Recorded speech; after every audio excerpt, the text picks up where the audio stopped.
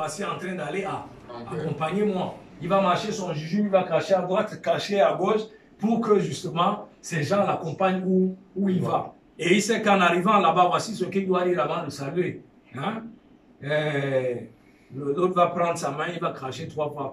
Il sait que bon, le type, si dès que je vais le saluer, il va me donner. Oui, parce que c'est ce qu'on a dit à la maison, c'est ce qui a été enseigné et c'est ce qui marche. À partir du moment où vous mettez à douter de ça, vous cassez la chaîne. La force de la pensée. Souvent, le type en face n'a même pas de protection, mais ça ne va pas marcher parce que vous n'y croyez pas. Vous êtes devenu une sorte de leucoderme dans un corps de noir. Vous arrivez là-bas. Ah, mon grand-père avait dit quand tu arrives, tape ton pied 3 fois. Mais ça veut dire tape 3 fois, je vais venir. Et toi, tu ne vois que le fait de taper 3 fois. Tu ne vois pas le lien.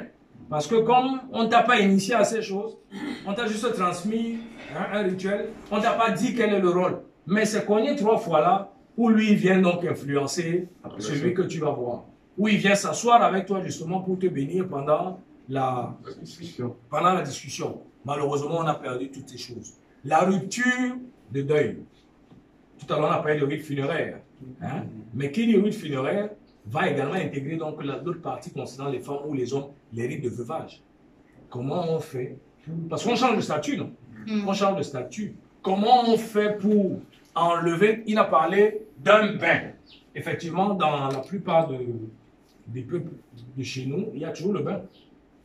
Ici, on va t'amener au fleuve, on va appeler le mari, on va lui dire, bon, voici, tu nous as laissé ta femme, on vient la laver pour que tout ce que tu as laissé en elle comme souillure, que tu partes avec, on va la laver pour que la mort, puisqu'on ne veut pas de la mort, ne revienne pas, hein, ne revienne pas, on va donc la dépouiller de toutes ces souillures-là, et on va donner à manger au mort, bien entendu, parce que c'est quand même sa femme, on l'a appelée, on va lui donner à manger, on va donner à manger souvent aussi aux ancêtres de la famille, et quand on est comme nous, connectés à l'eau, on va donner également aux divinités de l'eau, hein, pour ouvrir la porte de la voie enfin, la nouvelle vie, hein, de cette femme. Il va lui être attaché souvent, on va dire quoi, une corde autour des reins, que ne va détacher que le futur mari. Vous n'avez jamais entendu parler de ça? Oui. Ne va détacher que le futur mari. Voilà. Donc, la rupture du deuil également est un rite. Aujourd'hui, on voit des femmes endeuillées qui ne font plus ces rites. Et pendant 5 ans, ça ne marche pas. Le pasteur a tout fait. On a bombardé, on a appelé le feu de Saint-Michel, de je ne sais pas quoi. Mais ça ne marche pas. Parce que le propriétaire n'est pas parti. Il y a un type qui a payé la dot. Qui est là. Il n'est pas d'accord. Ces gens ne sont pas d'accord. Vous n'avez pas fait ce qu'il faut. Vous ne vous êtes pas détaché d'eux. Effectivement, donc, une certaine malchance, entre guillemets, peut vous poursuivre. On vous a dit ça, les gens vous ont dit ça même souvent dans la rue, il faut aller, non, on ne va plus toucher le pasteur. Malheureusement, il n'y arrive pas parce que quand le mari est tenace, tu as beau faire tes choses, là, il peut partir un mois, il revient. Il revient, il vient pourrir la vie de cette personne parce qu'elle n'a pas fait les rites qu'il faut. C'est important donc de comprendre ça, on va aller vite de comprendre ça, parce que beaucoup de femmes aujourd'hui ne font plus ça, beaucoup d'hommes également ne pratiquent plus ces rites-là. Ok.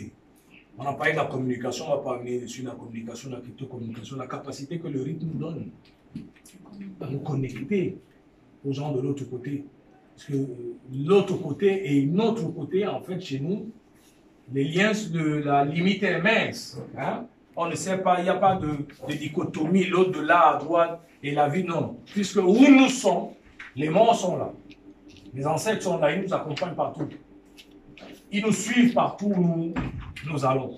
Plus. Quand on sort, quand on appelle les parents, les mamans à gauche, les parents à droite, on mange dans la souris.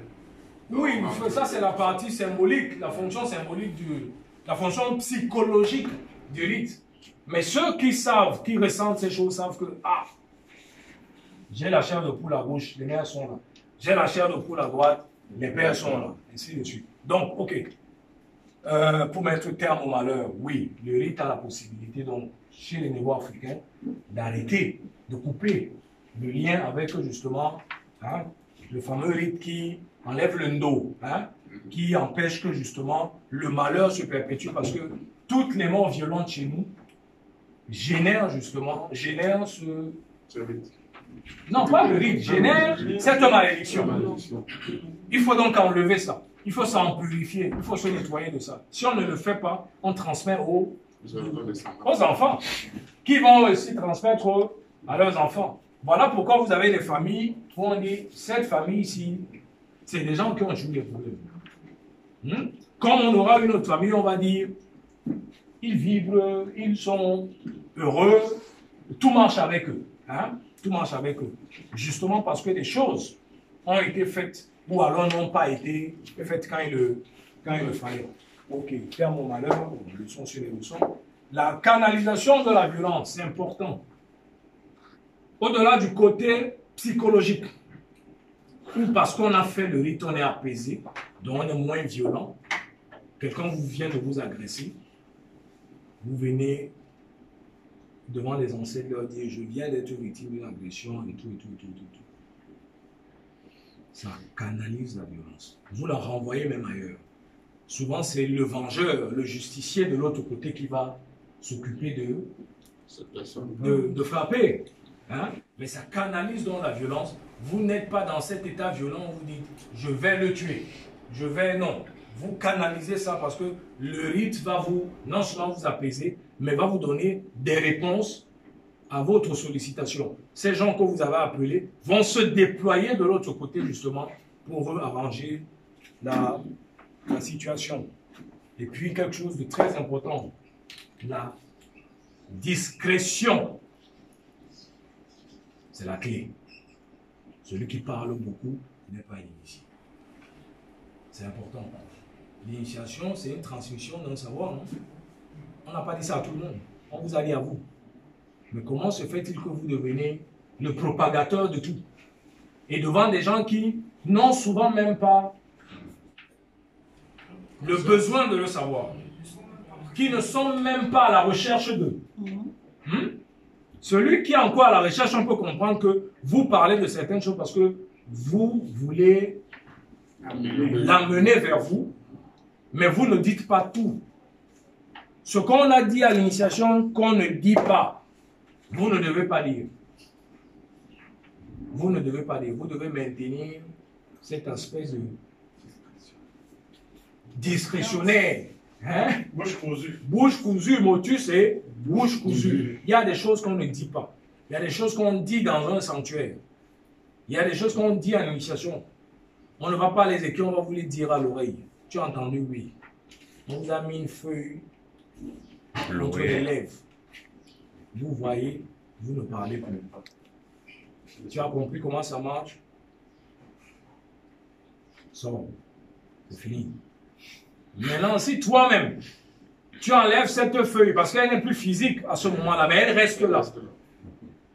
Le doigt là disait, Moussi Singé, et on répondait Mboké, pour dire, c'est le terminus. Si je le dis, ok. Si tu enlèves cette feuille, qui n'est plus physique, et tu vas donc propager des choses, effectivement, la sanction peut tomber. La sanction peut tomber. Il y a des choses qu'on dit et des choses qu'on ne dit pas. Des choses qui ne sont pas destinées à tout le monde. Ceux qui sont candidats au savoir, oui, vous pouvez leur dire certaines choses, mais pas les choses interdites. Vous devez les amener également où vous vous êtes passé pour justement qu'ils reçoivent cette initiation-là qui est souvent donc douloureuse, on le sait. Donc nous allons continuer avec la lecture. Nous allons aller. Où est Paula?